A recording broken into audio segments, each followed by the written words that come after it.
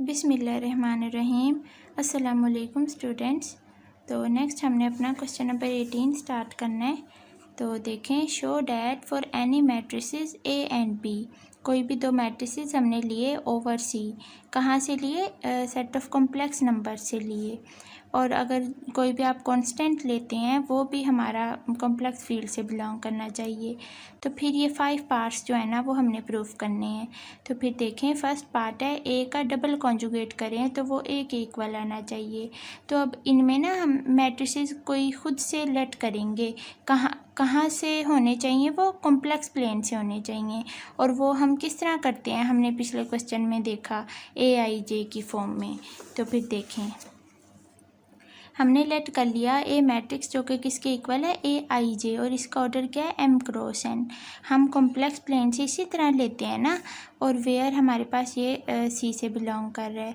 अब हमने पहले सिंगल कॉन्जुगेट फाइंड आउट कर लेते हैं। तो दिस इज़ इक्वल टू, इसके ऊपर ये अब कोई मैट्रिक्स है ए आई जे, ठीक है, ये कोई मैट्रिक्स लिया इस कॉम्प्लेक्स नंबर से, तो इसके ओवरऑल कॉन्जुगेट आएगा। हमें पता है अगर कोई मैट्रिक्स हम लेते हैं इस तरह से, आयोटा 2 आयोटा 3 आयोटा 4, तो इस तरह से जब ओवरऑल कॉन्जुगेट आते हैं तो बाद में इसके हर एलिमेंट के ऊपर आता है ना कॉन्जुगेट नेक्स्ट स्टेप में।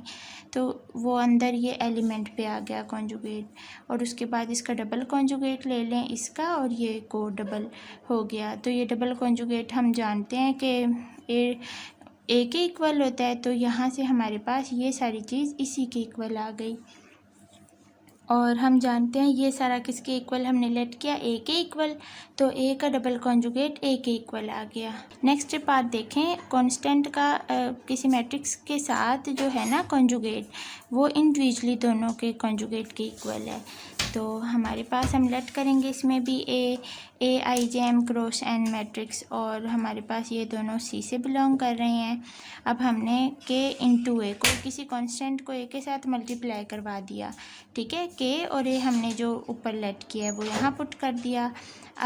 अब नेक्स्ट स्टेप में ना इसके ए को अंदर मल्टीप्लाई करवा दिया। जैसे ये कोई मैं कांस्टेंट लूँ, यहाँ आप कोई भी मैट्रिक्स ले लो ना, तो ये 2 इसकी हर एंट्रीज़ के साथ अंदर मल्टीप्लाई हो जाता है। तो इस तरह हमने के ए को अंदर की एंट्रीज से मल्टीप्लाई करके लिखा। नेक्स्ट स्टेप में हमने तो कॉन्जुगेट फाइंड आउट करना है ना, के ए का कॉन्जुगेट हमने के और ए के कॉन्जुगेट सेपरेटली इनके इसके इक्वल करना है। तो कॉन्जुगेट लगा दो इनके ऊपर। उसके बाद नेक्स्ट स्टेप में ये ओवरऑल है ना मैट्रिक्स के ऊपर, नेक्स्ट स्टेप में क्या आ जाता है? हर एक एंट्रीज़ पे जो है ना वो कॉन्जुगेट आ जाता है। तो ये नेक्स्ट स्टेप में अंदर एंट्रीज़ पे सारा अप्लाई हो गया कॉन्जुगेट। उसके बाद नेक्स्ट स्टेप में हम जिस तरह 2 को अंदर मल्टीप्लाई करके आप यहाँ मैट्रिक्स बनाओगे, इस मैट्रिक्स को अगेन आप इसमें से मतलब 2 को अलहदा करके ऐसे लिख सकते हो। तो वही काम किया है, अंदर ना उन पे अलग-अलग कॉन्जुगेट अप्लाई कर दिए, और यहाँ से के कॉन्जुगेट जो है वो बाहर निकाल दिया। कांस्टेंट है मैट्रिक्स से, जाहिर बात है वो बाहर आ गया, और ये हमारे पास इसके ऊपर मैट्रिक्स के ऊपर कॉन्जुगेट आ गया अंदर के सारे एलिमेंट्स पे। और ये के कॉन्जुगेट ऐसे ही, और ए आई जे हमने किसके इक्वल लिया था? ए के इक्वल, और इसका ऊपर कॉन्जुगेट है तो हमारे पास ये ए कॉन्जुगेट के इक्वल होगा। तो ये हमारा प्रूफ हो गया। इसी तरह थर्ड पार्ट क्या है कि ए प्लस बी का whole conjugate A conjugate plus B conjugate के इक्वल हमने प्रूफ करना है। तो अब इसमें 2 मैट्रिसेस है ना, ए एंड बी, तो हम लेट करेंगे A I J M cross N, और बी हम लेट करेंगे B I J M cross N. देखें, यहाँ है एडिशन का साइन, तो एडिशन के केस में ना आप इनका ऑर्डर सेम रख सकते हो, इसका भी एम क्रॉस एन है, इसका भी। लेकिन जब मल्टीप्लिकेशन के केस में, प्रोडक्ट के केस में हम इनका ना सेम नहीं रख सकते, वो नेक्स्ट पार्ट में भी आपको पता चलता है। तो हमने ए प्लस बी करना है पहले, तो इन दोनों को हमने जिसके इक्वल लेट किया उनका एडिशन कर दिया।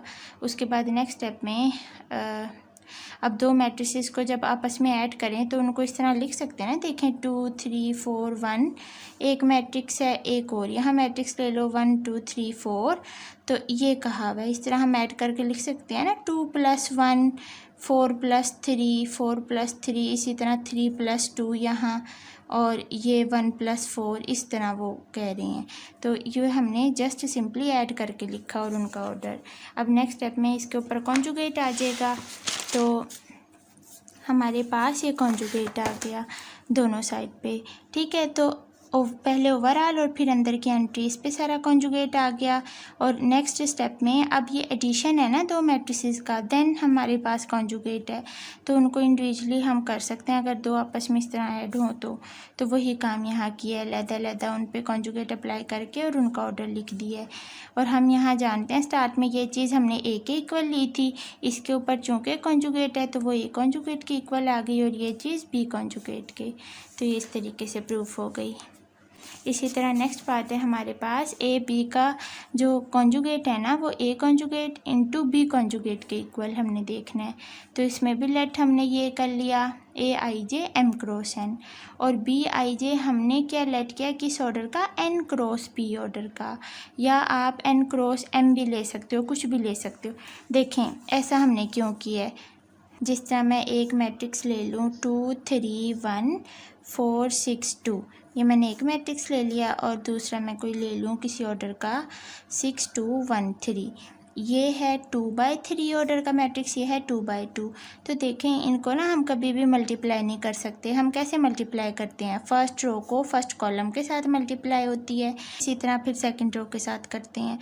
तो अब ये रो में कितनी एंट्रीज़ हैं 3 और कॉलम में कितनी है 2, तो ये कभी भी मल्टीप्लाई नहीं हो सकती। तो यही वजह है हमने इसका ऑर्डर इस तरीके से रखा। देखें ना आप ऐसे देख लें, जो भी ऑर्डर हम इसमें लेते हैं ना एम क्रॉस एन है ना, तो दूसरा जो आप मैट्रिक्स ले रहे हैं उसके ऑर्डर में जो फर्स्ट वाला है वो इस एन के नीचे सेम आना चाहिए, एन क्रॉस पी है जिस तरह। तो इनमें एन कॉमन आ जाएगा, ऑर्डर बन जाएगा एम क्रॉस पी, ठीक है, जो कि आपस में फिर हो सकते हैं। अब आप देखें नाउ, अब हमने तो ए बी को मल्टीप्लाई करना है, कैसे करेंगे, हम क्या करते हैं आईएथ रो ऑफ ए, ये हमारे पास मैट्रिक्स ए है, ये बी है, तो हम इस ए की आईएथ रो को ही मल्टीप्लाई करते हैं ना इसके जेथ कॉलम से, रो कॉलम से मल्टीप्लाई होती है, तो ith row of A multiply होगी जेथ कॉलम ऑफ बी। तो वही काम यहाँ नीचे किया। अब देखें ए की आईएथ रो किस तरह बनाई हुई है, आई सेम रहेगा, ए आई जे है ना, और जे हमारे पास वेरी कर जाएगा 1 2 3 अप टू एन तक। इसी तरह जेथ कॉलम की बात होगी तो हमारे पास जे सेम रहेगा, और जो आई है वो हमारे पास 1 2 3 अप टू कहाँ तक जाएगा, एन तक। तो अब आप जानते हैं इनको कैसे मल्टीप्लाई करना है, मल्टीप्लाई करके ये आ गया, और इनका ऑर्डर मैंने यहाँ आपको बताया एम क्रॉस पी बनेगा दोनों का, ठीक है। तो वो यहाँ ऑर्डर बन गया, लिख दिया मैंने। उसके बाद ये ऐसे लिखना चाहें तो लिख लें, वरना इसको स्किप कर दें। हमने तो कॉन्जुगेट फाइंड आउट करना है, तो ए बी के ऊपर कॉन्जुगेट लगा दें, सारे जो है ना वो इसके ऊपर हमने कॉन्जुगेट लगा दिया, ये लें, ये हमने कॉन्जुगेट लगा दिया। अब अंदर सारी एंट्रीज़ पे आ जाएगा, तो अलग-अलग सब पे अंदर लगा दें इस तरह से। अब ये अंदर भी जो हैं वो 2 हैं, तो इन पे इंडिविजुअली आ जाएगा सब के ऊपर कॉन्जुगेट। उसके बाद नेक्स्ट, अब ये हमारे पास 2 मैट्रिसेस का प्रोडक्ट और फिर उनके ऊपर कॉन्जुगेट है, तो इनको फिर से हम अलग कर सकते हैं ना। तो यहाँ से हम AI1 AI2 AI3 मतलब इस तरह से हमने इनको अलग कर लिया। मल्टीप्लाई करेंगे तो फिर से यही चीज़ बनेगी, तो वो कोई फ़र्क नहीं पड़ता।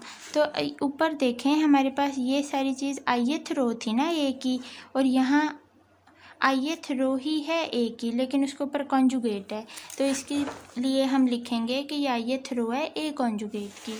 और इसी तरह ये क्या है, जेथ कॉलम है किसका, बी कॉन्जुगेट का, क्योंकि ऊपर कॉन्जुगेट है, तो वो हमने लिखा। और ये जो हैं वो दोनों किसके इक्वल है, ए बी के, तो यहाँ कॉन्जुगेट्स हैं, सो हमारे पास ये ए कॉन्जुगेट बी कॉन्जुगेट के इक्वल प्रूफ हो गया। नेक्स्ट 5th पार्ट में ए कॉन्जुगेट का जो होल ट्रांसपोज है वो हमने इक्वल प्रूफ करना है ए ट्रांसपोज के कॉन्जुगेट के इक्वल। तो यहाँ से लेट कर लिया, ए इक्वल टू ए आई जे के है, और हमारे पास ये सी से बिलोंग कर रहे हैं, हम जानते हैं क्वेश्चन में हमें गिवन है।